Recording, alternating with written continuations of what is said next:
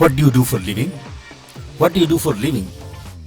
Friends, ये बहुत चिर परिचित सवाल है। जब भी आप जाते होंगे किसी फैमिली फंक्शन में, मैरिज पार्टी में, बर्थडे पार्टी में, हर जगह आपसे पूछा जाता होगा आप करते क्या हैं, आप क्या रोजगार करते हैं। जी, आई एम मैनेजर इन हिंदुस्तान लिया, earning around 20 lakhs per annum, I am based in Mumbai.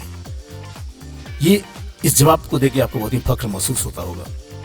लेकिन दोस्तों, आपने कभी सोचा है क्या कि क्या यही सवाल बिल गेट्स से पूछा जाता होगा? क्या यही सवाल इन्फोसिस के फाउंडर से पूछा जाता होगा, जैसे नारायण मूर्ति साहब हैं?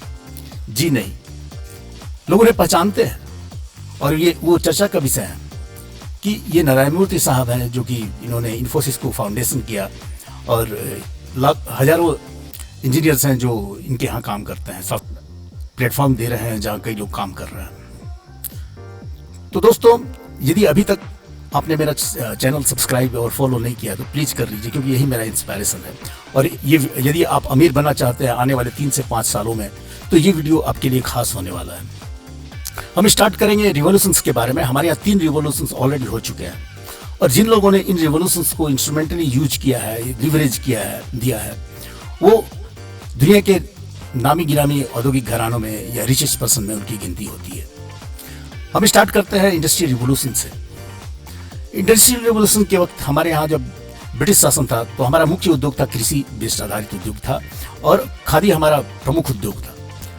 इंडस्ट्रियल रिवॉल्यूशन का ये प्रभाव पड़ा कि विदेश से बने हुए मशीन की सुंदर और मजबूत वस्तुएं जो आती थी उन्होंने अपनी जगह बनाई और हमारा जो गृह उद्योग था, एग्रो बेस्ड इंडस्ट्रीज और खादी इंडस्ट्री, वो धीरे धीरे समाप्त प्राय होने लगी। लेकिन कुछ लोग ऐसे थे जिन्होंने इस ट्रांजिशन के फेज का, इंडस्ट्रियलाइजेशन के ट्रांजिशन के फेज का उपयोग किया और आज वो देश के नामी गिरामी औद्योगिक घरानों में गिने जाते हैं। जैसा कि आप देख सकते हैं, टाटाज हो, बिरलाज हो या सैकड़ों ऐसी कंपनियां हैं जिनका फाउंडेशन उसी इंडस्ट्रियलाइजेशन के जमाने में हुआ था और आज वो बड़े औद्योगिक घरानों में गिने जाते हैं। हमारे यहाँ दूसरा जो फेज आया वो था कंप्यूटराइजेशन का। पहले कंप्यूटर बहुत बड़े बड़े होते थे जिनका उपयोग छोटे ऑफिसों में नहीं हो सकता था, लेकिन जब डेस्कटॉप का इजाद हुआ उसके बाद छोटे बड़े सभी संस्थानों में और डेस्कटॉप कंप्यूटर को इसका इंस्टॉलेशन किया गया। इसका प्रभाव ये पड़ा कि बड़े बड़े ऑफिसेज जिनमें हजारों लोग रिकॉर्ड कीपिंग और बुक कीपिंग में रखे जाते थे, सैकड़ों लोग रखे जाते थे, वो सारे काम 8 से 10 लोग कंप्यूटर पे मेंटेन करने लगे। जिन लोगों ने अपने आप को अपग्रेड किया वो तो रोजगार में बने रहे, जो अपग्रेड नहीं कर पाया वो रोजगार से बाहर हो गए। लेकिन एक तबका ऐसा भी था जिसने इस फेज का, कंप्यूटराइजेशन के फेज का इस्तेमाल किया, इंस्ट्रूमेंटली इस्तेमाल किया, अपने आप को लिवरेज किया और वो दुनिया के सबसे अमीर लोगों में गिने जाते हैं। ऐसी कई कंपनियां हैं, जैसे वर्ल्ड लेवल पे माइक्रोसॉफ्ट है, एडोब है, जेनेसिस है, मैथवर्क्स है।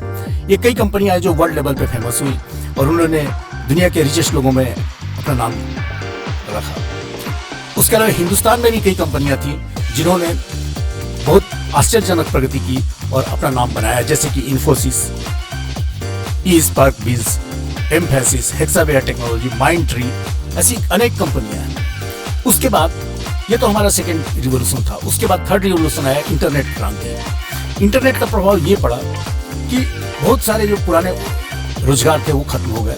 जैसे अकाउंटिंग क्लर्क जो होते थे, जो बैंक में काम करते थे, उनका रोजगार खत्म हो गया। अब सारी चीज़ें ऑटोमेटिक हो गई, जैसे आप पेमेंट ऐप से पे करते हैं या फिर एटीएम से पैसा निकालते हैं, सबों की अकाउंटिंग ऑटोमेटिकली हो जाती है। लेकिन कुछ लोग ऐसे भी थे जिन्होंने इस इंटरनेट फेज का इस्तेमाल किया, इंस्ट्रूमेंटली इस्तेमाल किया, लिवरेज किया अपने आप को।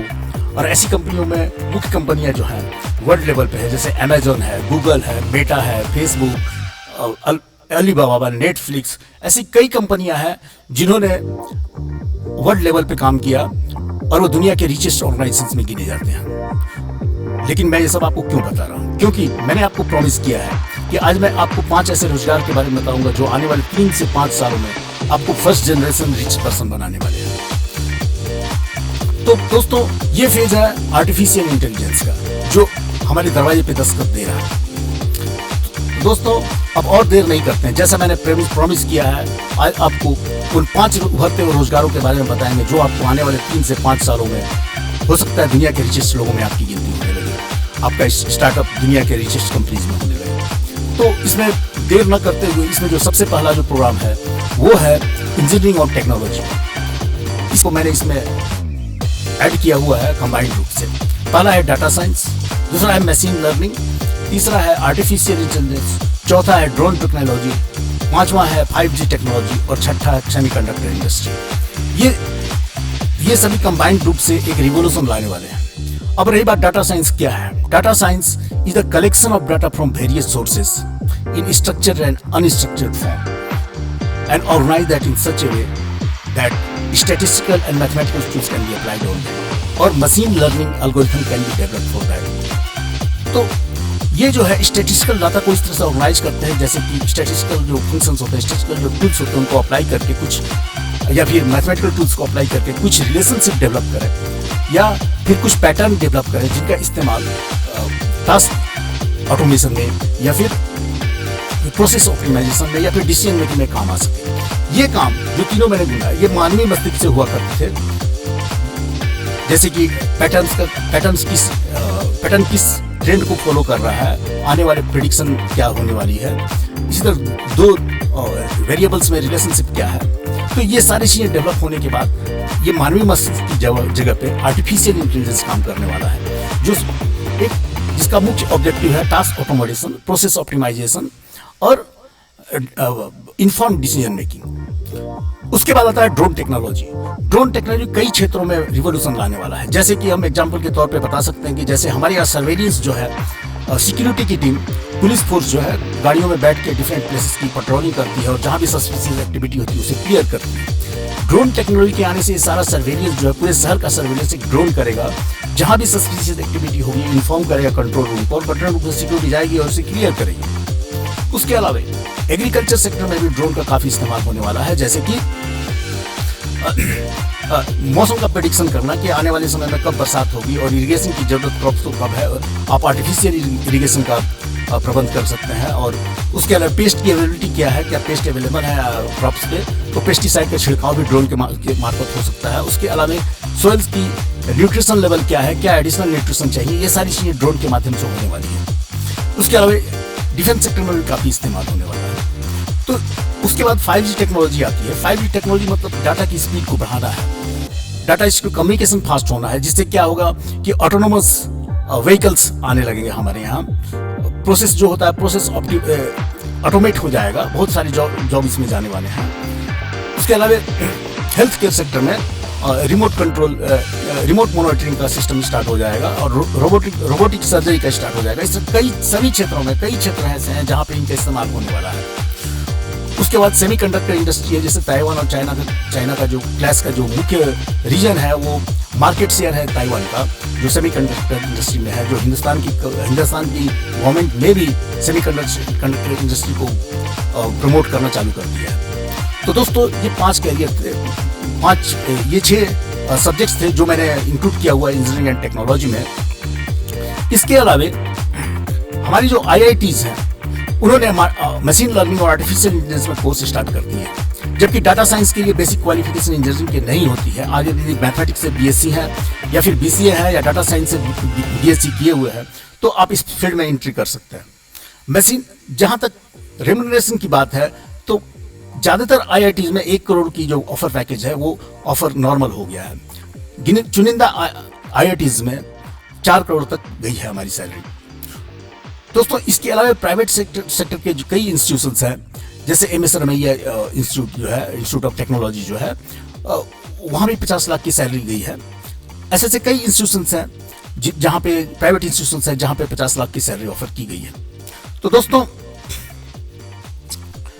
जहाँ तक इस क्षेत्र की बात है, तो जैसे कि सॉफ्टवेयर इंजीनियर है इस क्षेत्र में, तो उनकी जो सैलरी है अराउंड 10 लाख की है। जो सीनियर सॉफ्टवेयर इंजीनियर है उनकी सैलरी अराउंड 23 लाख से ही है। ये इंडिया की सैलरी है, लेकिन जो एवरेज सैलरी है सॉफ्टवेयर इंजीनियर की यूनाइटेड स्टेट्स में वो करीब 1.3 लाख $US पर एनम है, जो करीब 1 करोड़ रुपए के आसपास पहुंचती है।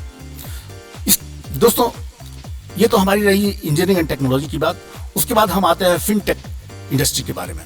फिनटेक का इनहेंस फॉर्म होता है financial technology, application of technology in finance sector. अब दोस्तों कई सेक्टर्स हैं जहां पे फाइनेंशियल टेक्नोलॉजी का यूज हो रहा है।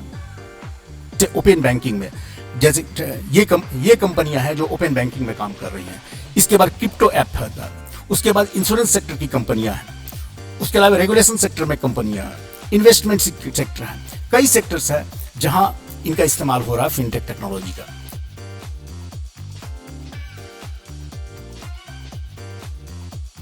दोस्तों, ग्लोबल फिनटेक मार्केट जो है उसका साइज 2022 में 133.84 बिलियन यूएस डॉलर था, जो 2030 तक 556.58 बिलियन यूएस डॉलर होने जा रहा है। भारत में इसका रेवेन्यू के बेसिस पे इसका जो मार्केट साइज था वो 50 बिलियन यूएस डॉलर था, जो 2025 तक 150 यूएस डॉलर होने की संभावना है। फिनटेक इंडस्ट्री में सॉफ्टवेयर की जो सैलरी मैंने बताई थी वही है। उसके अलावा हमारे जो नेक्स्ट सेक्टर आता है वो है ट्रेवल एंड टूरिज्म का। दोस्तों, हमारी जो स्टैटिस्टिक्स बताती है उसमें 2022 में जो मार्केट साइज था ट्रेवल एंड टूरिज्म का 11.1 ट्रिलियन यूएस डॉलर था, जो 2030 तक बढ़कर 16.9 ट्रिलियन यूएस डॉलर होने की संभावना है। भारत में जो साइज है 2022 में 15.7 ट्रिलियन इंडियन रुपीज है, जो कि आने वाले 10 साल में 37 ट्रिलियन इंडियन रुपीज में होने वाली है। जो टूरिज्म सेक्टर में मुख्य व्यवसाय आते हैं जैसे टूर ऑपरेशन है, ट्रेवल एजेंट्स का जॉब हो गया, होटल इंडस्ट्री हो गई, ट्रांसपोर्टेशन इंडस्ट्री हो गई, गाइड्स की जॉब हो गई, ऐसे कई जॉब्स हैं जो आने वाले हैं, जो ग्रोथ हो रहा है इंडस्ट्री में, उसी के हिसाब से जॉब क्रिएशन होने वाली है। दोस्तों, होटल इंडस्ट्री के जो मुख्य क्वालिफिकेशन है वो bachelor of hotel management and catering technology है। ये जो है इसके लिए आपको 10+2 पास होना पड़ेगा। उसके बाद आप जो है bachelor of hotel management and catering technology में एडमिशन ले सकते हैं। इसके अलावा जो गाइड्स की जो काम होता है उसके लिए आपको फॉरेन लैंग्वेज सीखना होता है, जो इंटरनेशनल टूरिस्ट को हेल्प करते हैं गाइड के रूप में। इसमें कई लैंग्वेज पॉपुलर हैं, जैसे है फ्रेंच है, जर्मन है, स्पेनिश है, चाइनीज है, एक्सेट्रा कई लैंग्वेज है। नेक्स्ट जो सेक्टर आता है हमारा वो है हेल्थ केयर सेक्टर का। दोस्तों, 2022 में जो हेल्थ केयर सेक्टर का था, वर्ल्ड हेल्थ सेक्टर का जो साइज था वो 8,000 बिलियन यूएस डॉलर था, जो कि 2027 में बढ़कर 10,000 बिलियन यूएस डॉलर होने की संभावना है। भारत में ये जो साइज है 367 बिलियन यूएस डॉलर की है और 2023 में, और 2025 तक 640 बिलियन यूएस डॉलर होने की संभावना है। दोस्तों, हम जानते हैं कि हमारे यहाँ एजिंग पॉपुलेशन की संख्या बढ़ रही है और दिनों दिन बढ़ रही है। इसका प्रभाव ये होगा कि हमारे सेक्टर में क्वालिफाइड डॉक्टर्स और नर्सेस की जरूरत जो है तेजी से बढ़ने वाली है। एक डॉक्टर जो है उसके लिए बेसिक क्वालिफिकेशन 10+2 होता है, जिसके बाद आप नीट एग्जाम में बैठ सकते हैं, और नीट एग्जाम में क्लियर करने के बाद आप जो 4.5 ईयर्स का मेडिकल कोर्स कर सकते हैं, MBBS का कोर्स कर सकते हैं। उसके बाद 1 साल का इंटर्नशिप होगा, फिर आप इंडस्ट्री में जा सकते हैं, हॉस्पिटल इंडस्ट्री में ज्वाइन कर सकते हैं या फिर अपना क्लिनिक खोल सकते हैं। 4 से 5 साल के एक्सपीरियंस डॉक्टर की जो औसतन सैलरी होती है वो करीब 10 लाख पर एनम होती है। इसके अलावा नर्सिंग का प्रोफेशन भी काफी तेजी से बढ़ रहा है, जिसकी डिमांड है। अब मैं बता दूं कि रिसेंट जो एनालिसिस हुई थी उसमें यूएस, ब्रिटेन, कनाडा और ऑस्ट्रेलिया जैसे सिर्फ इन 4 देशों में जो भारतीय नर्सेस काम करती है उनकी संख्या 61,000 थी। उसके अलावा गल्फ कंट्री और कई अन्य देशों में भी काफी संख्या में इंडियन नर्सेस काम करती है। तो आने वाले समय में नर्सेस की संख्या भी रिक्वायरमेंट भी बढ़ने वाली है। हमारे देश में भी इन नर्सेस की एक्सपोर्ट की जो रीजन है उसकी वजह से डोमेस्टिक फील्ड में नर्सेस की कमी हो गई है और यहाँ भी नर्सेस की जरूरत बढ़ रही है। दोस्तों, यूएस में जो नर्सेस की जो औसत सैलरी वो $5,000 से लेकर $9,000 पर मंथ है, जो एवरेज औसतन साल के 1 करोड़ रुपए तक होती है। तो नर्सेस का जो प्रोफेशन है ये भी बढ़ने वाला है। और फिलहाल जो एम्प्लॉयमेंट सेक्टर है, हेल्थ केयर जो है one of the biggest employment sector है, जिसमें अभी 4.7 मिलियन लोग काम कर रहे हैं।